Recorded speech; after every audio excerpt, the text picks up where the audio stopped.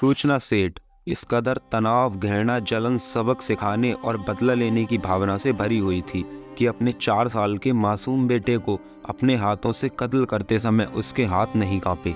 अपने बेटे के कत्ल की साजिश रचते हुए उसके भीतर की मां ने उसे एक भी बार नहीं झंझोरा।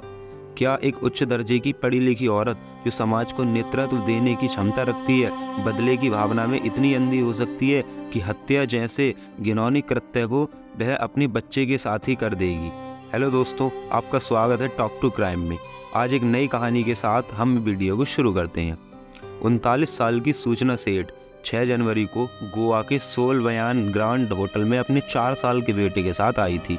8 जनवरी को जब उसने होटल से चेकआउट किया तब उसका बेटा उसके साथ नहीं था। होटल स्टाफ ने बेटे के बारे में पूछा तो सूचना सेठ ने कहा कि वह गोवा के फतोड में एक रिश्तेदार के घर पर है। उसने रिसेप्शनिस्ट से कहा कि वह बेंगलुरु जाने के लिए कोई टैक्सी बुक करवा दे। रिसेप्शनिस्ट ने कहा कि टैक्सी एक्सपेंसिव पड़ेगी, क्या आप फ्लाइट ले सकती हैं? वह सस्ती होगी। मगर सूचना सेठ ने बाई रोड जाने पर ही जोर दिया तो उसके लिए एक कैब बुक करा दी गई। सूचना अपना सामान लेकर निकली। उधर हाउसकीपिंग स्टाफ जब उसका छोड़ा हुआ रूम साफ करने पहुंचा तो वहां खून के धब्बे मिले। स्टाफ ने इस सूचना होटल के मालिक को दी और मालिक ने तुरंत पुलिस को इन्फॉर्म किया।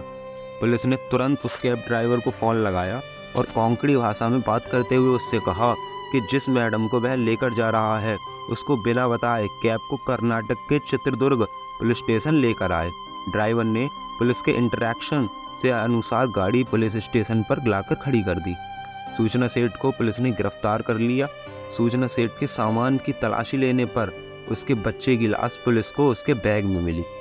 सूचना सेठ ने अपने बच्चे की हत्या क्यों की, इस सवाल के जवाब में जो कहानी निकल कर आई वह एक ऐसी औरत को सामने लाती है जो एक तरफ पढ़ी लिखी, मेहनती, सेल्फ मेड, नेतृत्व क्षमता से भरपूर, उद्योग जगत की अति महत्वाकांक्षी और समाज में अपनी हैसियत रखने वाली निर्भीक औरत, और वह दूसरी तरफ सामाजिक और पारिवारिक चक्रव्यूह में फंसी टूटन, तनाव, गुस्से, अपमान, नफरत, झगड़े, कानूनी पर्चे में घिरी औरत, जिसके अंदर अपने पति से बदला लेने का लावा उबल रहा था, जिसके चलते उसने अपने बेटे को मौत की नींद सुना दी। हत्या की वजह जानने से पहले सूचना सेठ की शैक्षिक योग्यताओं पर नजर डालते हैं। सूचना सेठ एक नैतिकता विशेषज्ञ और एक डेटा वैज्ञानिक थी। शादी के बाद दोनों में वैसे ही नोकझोंक चलती रही जैसे आमतौर पर भारतीय घरों में चलती है। शादी के 9 साल बाद 2019 में सूचना ने एक बेटे को जन्म दिया, मगर बेटे के जन्म के बाद पति पत्नी में झगड़े काफ़ी बढ़ गए। 2020 से सूचना और उसके पति वेंकटरमन के बीच विवाद इतना बढ़ गया कि दोनों ने तलाक ले लिया। कोर्ट ने बच्चे की कस्टडी सूचना सेठ को दी और आदेश दिया था कि वेंकटरमन अपने बच्चे से हर रविवार को मिल सकते हैं। मगर सूचना अपने पति वेंकटरमन से इतनी नफरत करने लगी थी कि वह नहीं चाहती थी कि हम अपने बेटे से मिलने आए और उसकी नज़रों के सामने पड़े।